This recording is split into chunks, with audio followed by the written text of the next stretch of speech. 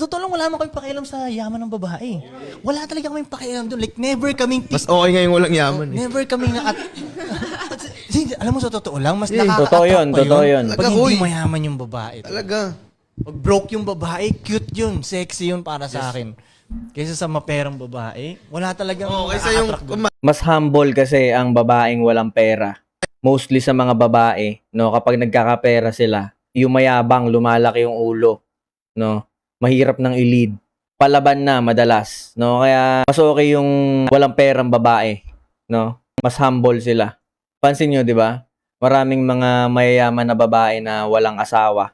O kaya kung magkaasawa man, nagkakaroon ng problema. Lalo pag mas mayaman siya kaysa sa lalaki, no? Hindi sila tumatagal. Kasi parang mas nagiging masculine yung babae, no? Sa karamihan dyan, pag yung babae yung provider, ang dami mong maririnig, no? Lahat ng ginasto sa'yo, lahat ng binigay sa'yo, kwentado yan, no? Nakalista yan sa kanya.